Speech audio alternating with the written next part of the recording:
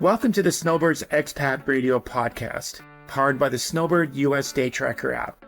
I'm your host, Gerry Scott, and my goal is to give you answers to your cross-border questions, to ease the stress of a cross-border move or extended trip, and to keep you up to date on all you need to know with cross-border rules and regulations. Now let's get on with the show. Well, welcome to the Snowbirds Expat Radio Podcast. Today's show is very timely because, and David and I were talking about this off air, and we were also talking to Mike, we're paying the price because we stayed up and watched the Blue Jays lose in the bottom of the 18th. So here's a question that I've asked both these guys, Toronto Mike and David, regarding how many Canadian-born players are on the Blue Jays. And David, remind me, how many Canadian-born players are on the team? Just the one. And who is it? It's our favorite main man, Vladdy. The $50 million kid. Well, I'll tell you, today is going to be very, like I say, this is very timely because we're going to be talking about not just the Blue Jays, which I'm sure we'll be going back and forth because we're all excited. The big game coming up at 5 o'clock this afternoon, Pacific time, 8 o'clock for our friends back east. But we're really going to be talking about the professional athletes and how they come to Canada. And guys like David are the ones that have that expert skill set that are structuring all the tax situations and getting these baseball players, hockey players, you name it, on side. So David, before we get into the really tough questions that are tough for me to ask, but very simple for you to answer, tell me more about your firm and yourself. Sure. So, well, thanks for having me, Gary. I really appreciate it. So my name is David Silber. I'm a partner at an accounting firm called Crowe Soberman. We're located in Toronto. We're a full-service accounting firm. We do everything: audits, tax, valuations, bankruptcies, but we have a unique division that specializes in sports and entertainment. It was a division that was established by one of my partners, Gerry Scott, I would say about 20 years ago. And we've been fortunate enough to grow it ever since. And right now, I would say we work with professional athletes and any sport that touches Canadian soil. So majority, as you can imagine, is professional hockey, just by the nature of the amount of Canadians in the sport. But we've been fortunate enough to branch out to every single sport: basketball, baseball, F1, tennis, golf, you name it. We've probably advised either the organization or the athlete in the sport. It's a wonderful, wonderful field to be in. We're so lucky to be able to work with these athletes, some who are as young as 17 years old. And, we now work with a lot of athletes who are retired, moving on to the next stage of their careers. And we've got a great team backing us behind us with a 50-person tax team, as well as, our rest of our sports group, which is about 15 people. Well, I'm excited to talk about this because we do have experience of working with the NHL hockey players as well. And we had this period of time where I became more of a family friend to the player and almost really started to lose interest in our team because these players are treated like such commodities and they have such a short period of time to make their dough and set up their lives. So people like David are a key part of their lives. So I've got some questions for you, and we're also going to be touching base because this morning Dave and I spoke, and we believe that you've got these superstars, and we'll call them rock stars, whatever analogy we use. But we also believe there's a real trend going on in Canada where we are recruiting high-end talent with these big companies in Canada. These Americans coming up to Canada, there's restrictions on how they can manage their finances. And we're going to be touching base on about the RCA that works for hockey players, and maybe these RCA's retirement compensation arrangements could work for these rock star executive members of these large companies as well. So I'm going to hit David with those questions as well. But David, let's jump into the very first question, and it really is how to determine a tax residency.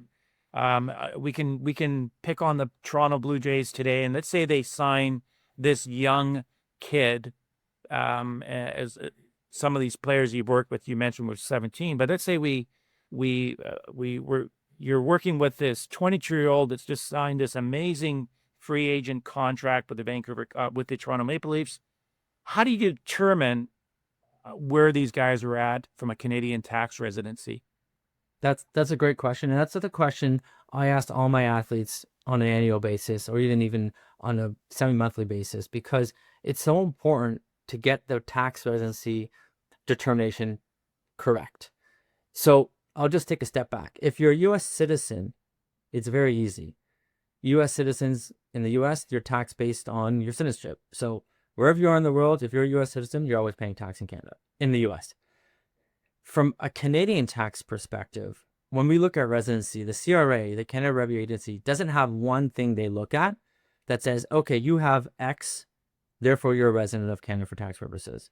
So it's more of an art than a science that we always look at and discuss with our athlete or their representatives to determine whether they have sufficient ties to Canada, and whether that means if they do have sufficient ties to Canada and therefore they are tax residents and subject to tax on their worldwide income. So the two main facts or primary ties, we call them, that the CRA looks for is, one is, where do you have a place to live 365 days of the year? We call that a habitual abode. And number two is where are your personal economic ties? Where's your family? Where's your wife? Where's your kids? Where do they live? Are they with you? And where do you make all your money? Is it in Canada? Is it in the US? And kind of once we go through those steps, there's so many other, we call them secondary ties, that we look at that will group together, help us determine whether you are a tax resident of Canada. And then what does that mean if you are? What income is subject to tax, and how is it taxed? Okay, I know our second question is actually departure tax, but I'm going to slide it down because a few things we're going to talk about. This athlete actually is he signs the contract, he moves to Canada. You've determined what tax residency he's going to be. We agree that he's moved his entire family up here to Canada, so he's a Canadian person. And as mentioned, if he's a U.S. citizen, he's going to have to report that, continue to file U.S. tax returns. So, and I guess that's the next question we'll go a little bit deeper into, is the foreign reporting obligations that he has. Maybe it is United States, but maybe it's a foreign country. But let's just start with United States first, and then what other obligations he has to if he's not an American. Oh, for sure.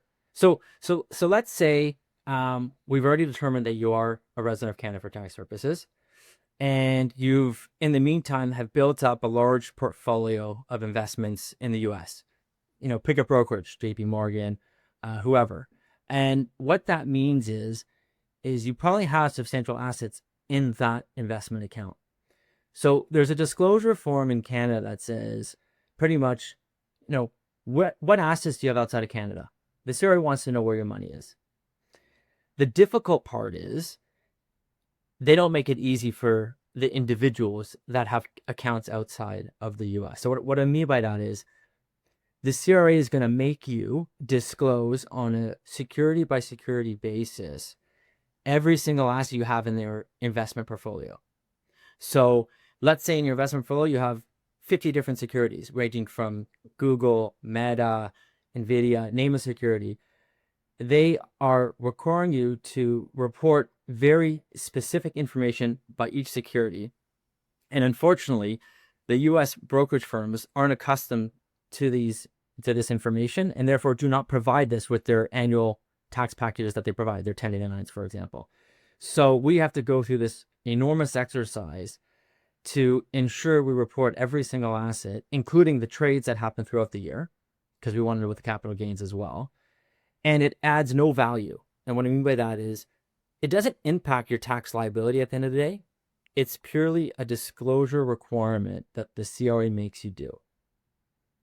So it's actually it could be a big cost burden to the individual, but it's a necessary evil.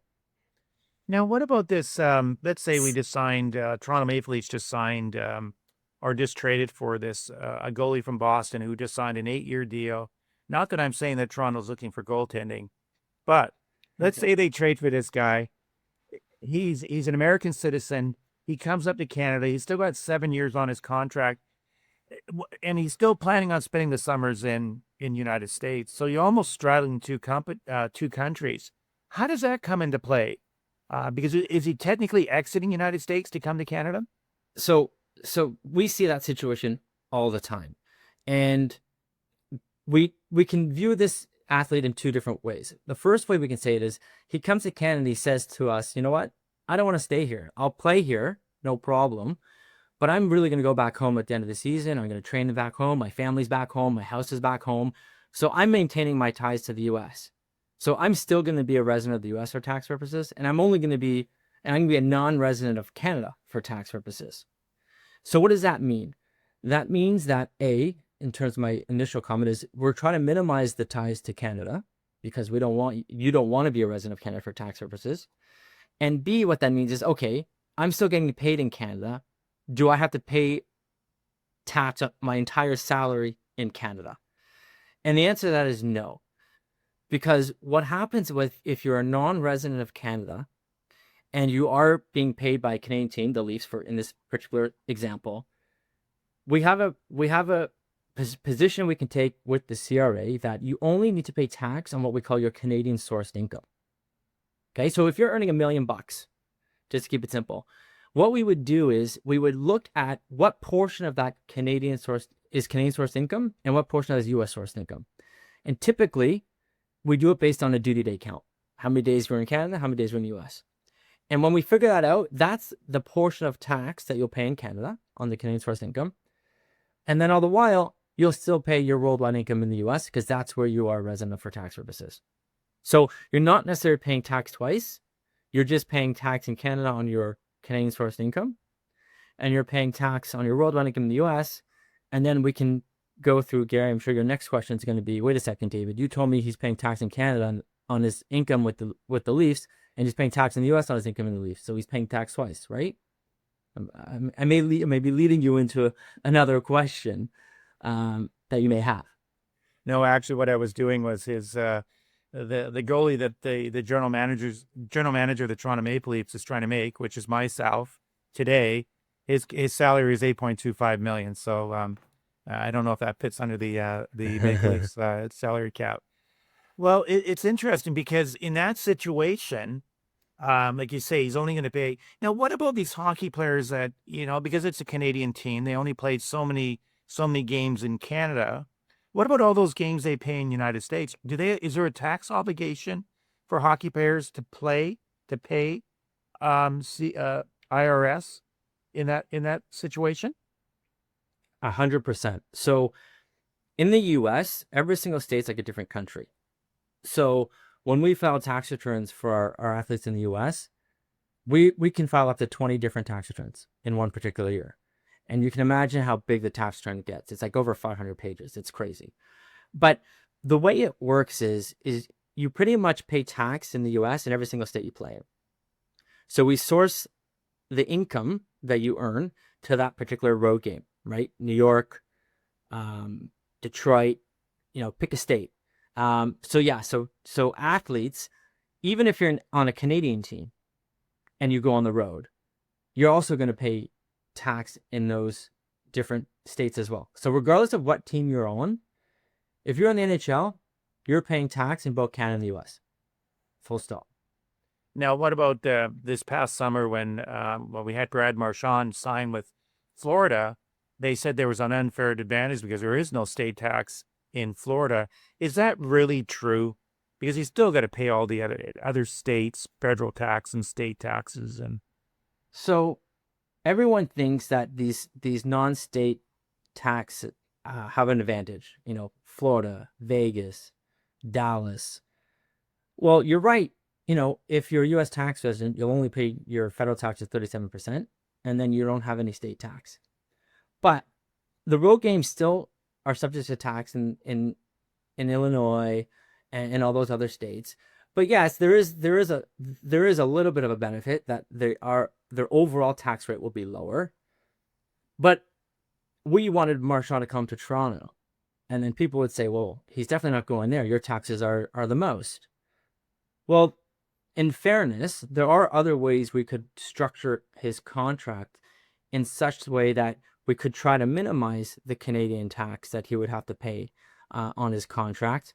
And one of those things would be either by a signing bonus or to what you led off with is the RCA concept that we can do. And those are two strategies that we like to employ with our athletes. Again, assuming the facts are in the mix and make sense, that we could reduce the Canadian taxes because of these planning initiatives. And just to go into details, why these retirement compensation arrangements are so popular amongst athletes that are, as long as there's a treaty with the United States, which we know there is currently, and of course there was a treaty with Sweden and some of these other countries where they could basically wind up the RCA and basically pay 25% tax rather than the full amount that they did have. But not to get too technical on this on our podcast, the guy to talk to on RCAs is obviously David here. So here's another thing, and we're going to really find the most opportune time to segue into these executives that are coming up from the States and working for these large companies in Canada, and maybe an RCA might work for them. But the other problem that we had for a lot of these Americans coming up to Canada was buying real estate and buying a principal residence. Do you recommend if that guy intends to go back down to the United States, do you say rent or buy, or what's the best way to structure that hockey player who has so much money to buy a beautiful home in Canada while he's here? So that's a really good question, and it always goes back to residency. So remember, my comment was the first thing we look at for residency, the primary tie, is where do you have a place to live. So I tend to shy away if the athlete wants to maintain that they're a non-resident of Canada for tax purposes. I tend to shy away from buying property in Canada to live in. I mean, if they want to buy it for an investment purposes, we can get to that as well. Because again, I don't want to show permanency in Canada if the true intention is that they are non-resident of Canada for tax purposes. But let's assume that they do want to buy real estate in Canada. Well, unfortunately, you may or may not recall, but a couple of years ago, we put a ban on non-residents, i.e. non-citizens of Canada who are not eligible to even buy Canadian property. And that ban goes into place until January 1 of 2027. But let's assume we meet an exemption because we have a visa, we're working here, and we can buy property in Canada. There are some other taxes outside of income tax that we'd have to think through a little bit more, especially if we're going to use this property either as an investment property as opposed to a personal property.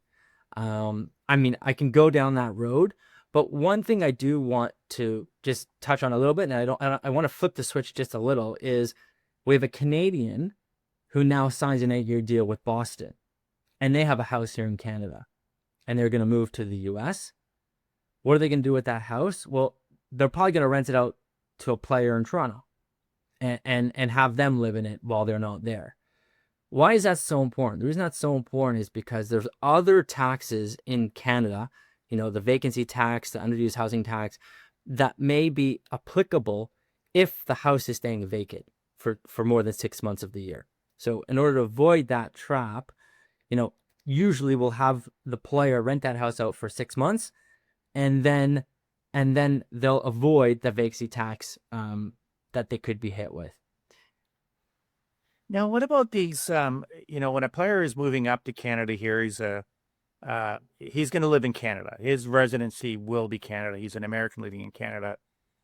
How often do these agents and these players discuss and help get involved with you to say maybe only 5 years? Because there is a 60-month rule out there for an American who comes up to Canada, and all the property he acquires in Canada, he's kind of exempt when he does exit Canada. He doesn't have to worry about his worldwide assets how often does that happen? So it's funny. I had a conversation earlier today with a potential client on that same question. As it was an athlete. So you're 100% correct. Where there is an exemption for short-term residents, where if you're here for less than 6 months in a 10-year period, any assets you brought into Canada would not be subject to the departure tax once you exit Canada. So that's really important to think about. I'll tell you that usually that doesn't come up, because at the end of the day, we want to try to get the player as much money as they can, because to your first point that you talked about is they have a finite amount of time to make the most money they can while they play. And once that time is up, time to look for career number 2. So what's important to think about, and I'll just elaborate more on that departure tax concept, is what is that departure tax? What does departure tax means? And basically what it means is you've come to Canada, you play here for 5, 6, 7 years, pick a year, you retire, you go back to your home in the US. The CRA wants to have one last kick the can to try to get as much tax dollars out of you as they can. And that's what they call departure tax, which is they value your assets on the day you leave Canada for tax purposes, and they make you, or notionally dispose of your assets at fair market value, and therefore they're getting their share of the capital gain associated with the appreciation in the assets that you've accrued while resident of Canada for tax purposes. Now, I'm going to back it up right to the very beginning here, and there's just a thought that popped in my head. We know that when you're Canadian and you go down to the States, there's all kinds of visas, there's all kinds of categories. But up here in Canada, we have a permanent resident status. Is that really all these hockey players are working on, is the PR status when they come into Canada, or they're using a different structure because they could be full-time, part-time, or whatever the case is? Yeah, so they, instead of that, they usually just have a special visa. It's called a P1 visa that allows them to play and travel in and out of Canada, the US. So that's really what I see in terms of what visas Canadians have when they travel abroad. And it works well because it's a visa that all the athletes use in every single sport. Okay. Now, we talk about the RCA. That could or could not be a great strategy for these people. There is no cookie cutter approach to anybody we serve on the wealth management side or on the professional accounting side. But what about a tax-free savings account? Are they eligible for a tax-free savings account? And how does the U.S. recognize it from an athlete's point of view? Yeah, so the tax-free savings account, obviously, as we all know in Canada, is a great tool for investors. The problem becomes twofold. Number one is, if you become a U.S. resident for tax purposes and you have a tax-free savings account, they, being the IRS, recognizes the TFSA as similar to a non-registered account. So basically means whatever incomes are accruing in your TFSA account, whatever gains you realize in your TFSA account, are going to be taxed on an annual basis in the U.S. So it kind of defeats the purpose of having a TFSA account. But another thing that people often forget is that once you become a non-resident of Canada for tax purposes, you're no longer allowed to contribute to a tax-free savings account. And what I've seen over the last 2 years is the CRA really going after taxpayers that have made contributions while non-residents of Canada and hitting them with these crazy penalties. And they're very hard to reverse. You know, we've tried on a number of occasions to try to get these reversed, and for some reason the CRA just digs their heels in the ground and does not like having contributions made from while a non-resident. So everybody, just remember, if you're a non-resident of Canada, you no longer can contribute to your TFSA account. So just remember, please don't do it. You don't have to close the account, you just can't contribute any more money to the account. And the goalie that I'm trying to trade for is making $8.25 million, as mentioned, and he's only going to be able to put away $7,000 a year, roughly, to say. So I don't think my solution of the goaltender is going to be too big on a TFSA, regardless. So the other question I have for you, and let's segue this into okay, now we're talking about these rock stars, these hockey stars, but they're now executives of that are in the United States. They're being recruited to come up here to Canada because of their skill sets. Wouldn't an RCA if they're coming up here permanently, and especially if we know it's only 60 months, so they're going to be here, wouldn't that be a great tool for an executive that's making 500,000 plus a year? So an RCA is a really good tool, and it's similar to the athletes that we use with our athletes more and more if the facts agree with the filing position. So what I mean by that is, if you're going to have an RCA, what basically that means is you really much take a portion of your salary, again, call it $1 million, and you put a portion of your $1 million directly into the RCA. So it doesn't come to you personally. So what that means is, so let's say we take 40% of our salary. So we'll take $400,000, we'll put it in our RCA. So what does that mean? That means, number one, is that $400,000 would not be taxed on your personal tax return. And number two, it means is that you're building, call it another pension, so to speak, that you can utilize in the future. And you can utilize it. You don't have to wait till retirement, like an RRSP, for example. From an athlete perspective, you can tap into your RRSP even as early as when you get traded to a US-based team. You don't have to wait until you're, 59 and a half, 71 to start withdrawing funds from the RCA. You can draw the funds in the RCA either when you retire from the game or when you, again, move to a different US club and you would like some additional cash flow. What's great about it is you're moving your $400,000 that would be taxed at the highest rate in Canada, for this discussion, let's just say 50%, into what would be taxed in Canada when you withdraw at most 25%. Now, there's a mechanism we can do that if you want to treat your wind down of your RCA over a 10-year period, for example, your tax rate on that in Canada would be reduced from 25 to 15%. So right there, you're taking $400,000 in Canada. What would have been taxed at 50 is now going to be taxed at low as 15. And it would So also be taxed on the U.S. side as well, correct? Correct. So the way it works on the U.S. side is, again, assuming you're a U.S. resident for tax purposes, so your full $1 million would be taxed in year one, or in 2025 when you get the income. But it won't get taxed, when you start withdrawing the funds on retirement, or again, if you're a player and you move to a US-based team and you want some excess funds, you can take it at that point too.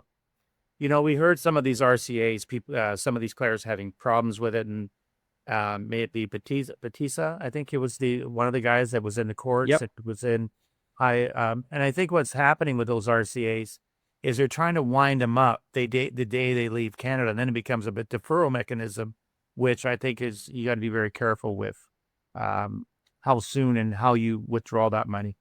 You're 100% correct on that point. And that's why when we advise our clients that have RCAs, we like to use it as more of a pension plan to help supplement the, I don't want to say lost wages when they retire, but the wages they're so accustomed to getting when they play the game that they no longer get. We like to say, don't worry, we got your RCA to help supplement the cash flow you're used to getting on a monthly, annually basis. You can withdraw from the RCA as many times as you want once you retire. It could be once a month. It could be, every 6 months. It's there for you to enjoy while you retire and you are in your, quote unquote, your pension years. So it's a really good tool to help players once they retire.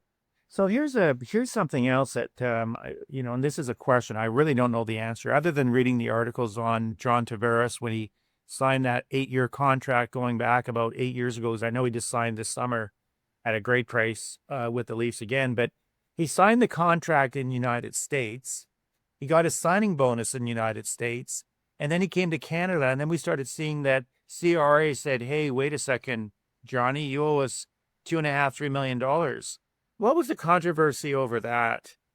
And, and how would you advise players that are signing when they're residents of the United States? And I guess we think through this, it's not as complicated as we think it is. But do you see a lot of that? Players signing?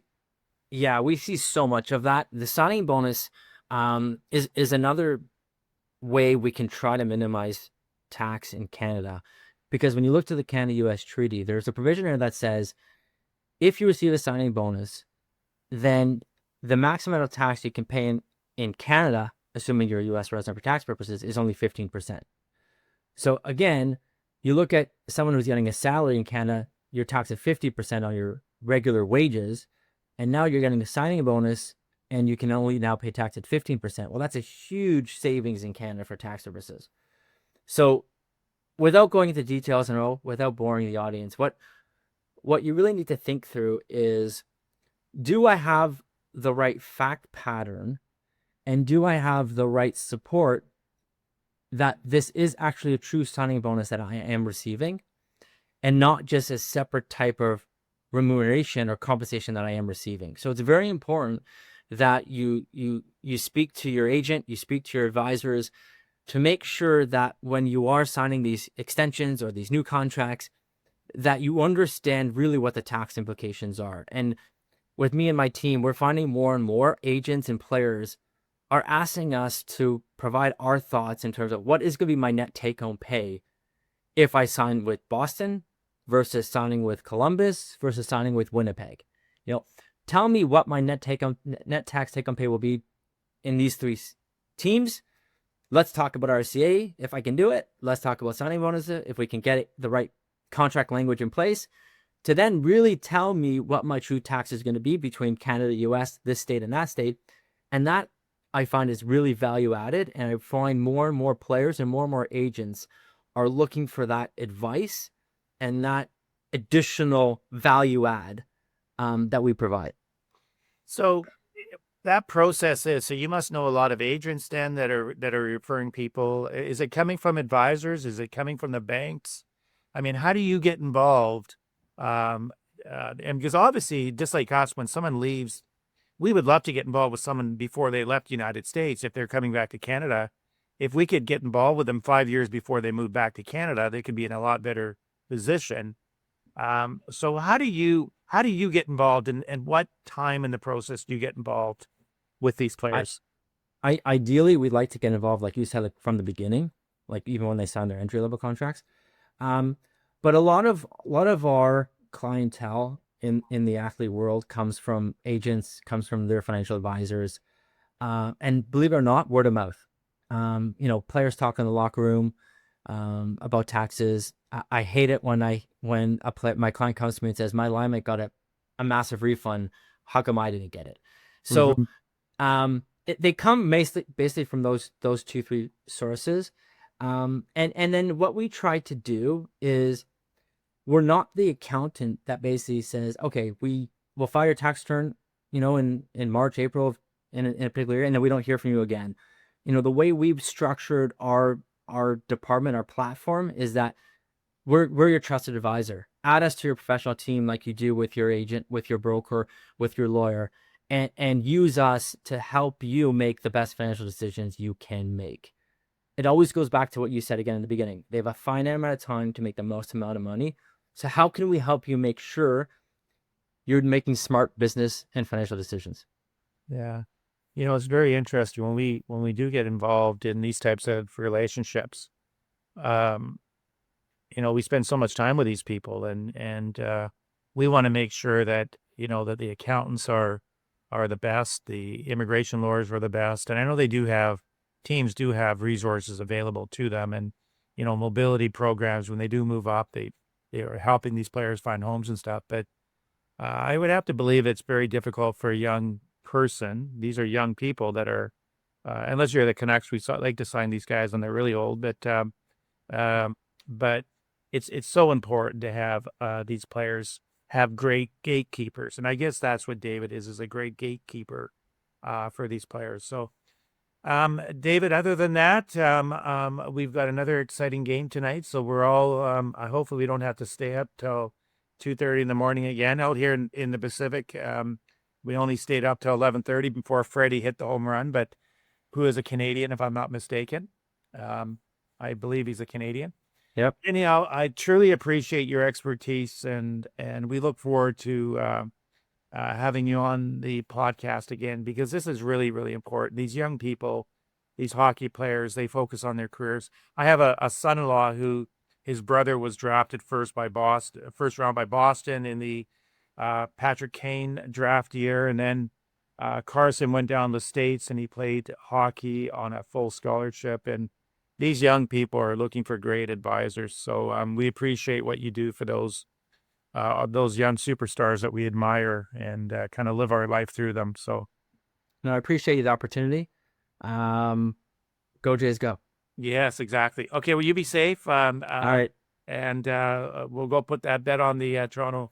We do have a bet for the Toronto Blue Jays to win this series, and it was pretty good odds. So it was an office bet. It wasn't big dollars. We're not gamblers here, but I think our $100 gives us 180 back. So Perfect. 100 even payoff. So, but anyway, I appreciate what you do and the care you take. So thanks again for your time.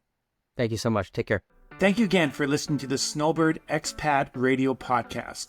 The best way you can support the podcast is to forward the episode to a friend, and please don't hesitate to like, subscribe, or leave a comment. Now, before you go, let me leave you with one of my favorite quotes. Be kind to all, the world is small.